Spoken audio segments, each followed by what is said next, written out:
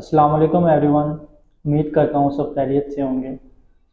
आज हम लोग पॉजिटिव थ्योरी ऑफ लॉ को डिटेल से डिस्कस करेंगे। सबसे पहले इसका इंट्रोडक्शन है।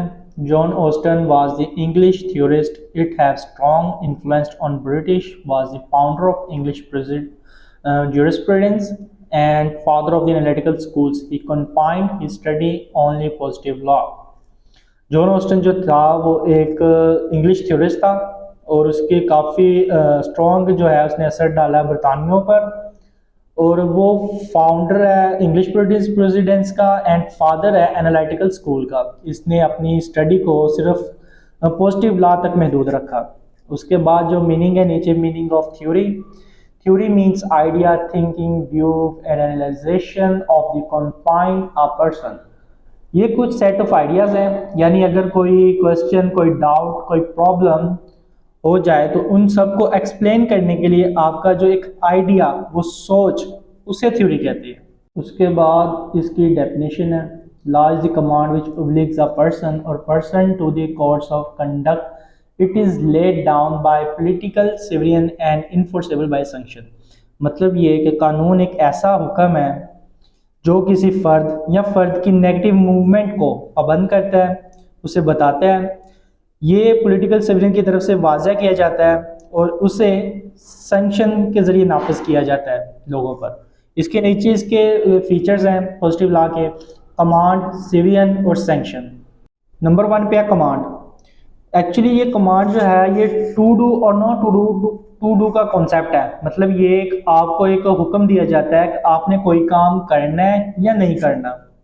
ये एक जनरल कमांड है। मतलब ये वो कमांड नहीं है कि जिससे जिसको आपने को जी फौजी ने कमांड दे दी कि आपने इसको मारना है, शूट करना है तो आपने शूट कर देना है। नो, जो सोसाइटी के अंदर रहने के लिए जाहिर है कुछ असूल तय किए गए थे कि कुछ काम आपने करने हैं और कुछ नहीं। इसकी एक मिसाल लेते हैं। पाकिस्तान में जो पीपीसी 1860 है ना, वो काफ़ी फेमस है। पीपीसी पाकिस्तान पिनल कोड, जो कमांड है वो देते हैं, जो वो कमांड देते हैं, मतलब जैसे 378 आर्टिकल्स है थेफ्ट का, थेफ्ट क्या है इसमें वाज़ह तौर पर लिखा हुआ है, और दूसरे लाइन पे लिखा हुआ है 379 पे इसकी सज़ा क्या है। अब आपको कमांड दी गई है कि ये काम को आपने नहीं करना, अगर किया तो इसकी ये सज़ा है। ठीक है। इसी तरह नीचे एग्जाम्पल भी दी है, जैसे वेयर सीट बेल्ट, मतलब आप सीट बेल्ट नहीं पहनते तो आपको फाइन किया जाता है। ठीक है। और वन व्हीलिंग पर भी आपको फाइन किया जाता है, या जो भी सज़ा उन्होंने लिखी हुई है, रिटर्न है, आर्टिकल्स के अंदर है, वो आपको दिए जाते हैं। और जो सिविलियन कमांड, जो कमांड है वो सिविलियन से आ रही है। नंबर 2 पे सिविलियन। सिविलियन की तारीफ एक शख्स या अज़म के तौर पर की जाती है।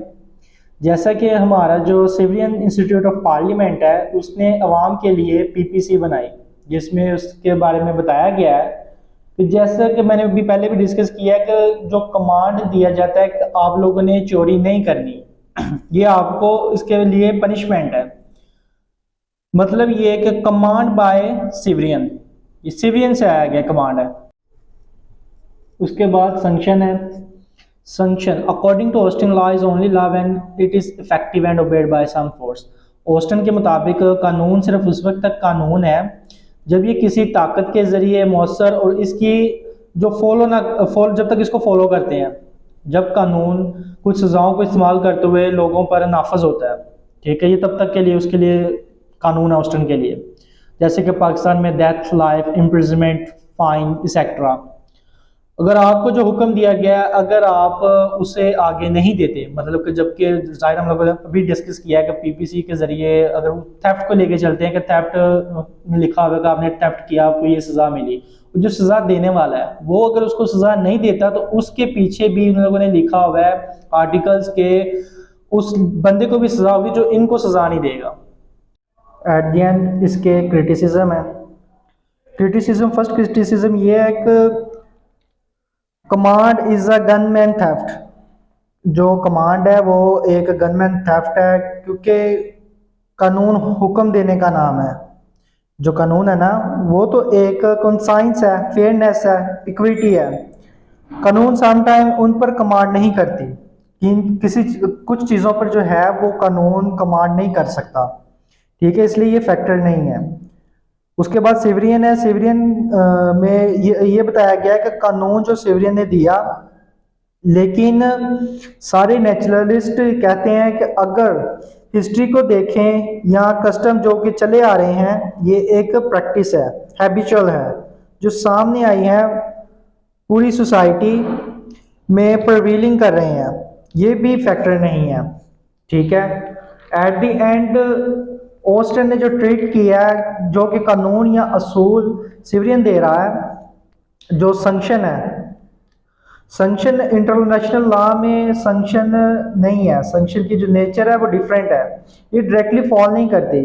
ठीक है। जिस तरह के ऑस्टिन या इंपेरेटिव ये कहते हैं, जिस तरह वो संक्शन इंटरनेशनल लॉ में मौजूद नहीं है, लिहाजा जो इसका क्रिटिसिज्म है वो ये है कि तीनों पॉइंट्स लॉ के लिए ज़रूरी नहीं है, क्योंकि जाहिर है थ्योरी एक आइडिया है, व्यू है, थिंकिंग है, तो ये जो है वो ज़रूरी नहीं कि ये इम्प्लीमेंट है, इसका जो कंपलसरी है इम्प्लीमेंट। ठीक है। ये एक थ्योरी है, किसी की सोच है, जैसे कि फर्स्ट में मैंने बताया थ्योरी का मीनिंग कि ये किसी का भी कोई प्रॉब्लम सॉल्व कर, जो प्रॉब्लम है या इशू है उसको एक्सप्लेन करने के लिए है। तो जाहिर है जहाँ पे इंसान रह रहे हैं वो अपने जो थ्योरियाँ पेश कर रहे हैं, बना रहे हैं, उसमें कुछ क्रिटिसिज्म्स भी होते हैं। तो हम जो क्रिटिसिज्म कर सकते हैं वो लॉजिकली के साथ कर सकते हैं, लॉजिक के साथ कर सकते हैं। विदाउट लॉजिक हम लोग किसी के ऊपर कोई तनकीद नहीं कर सकते।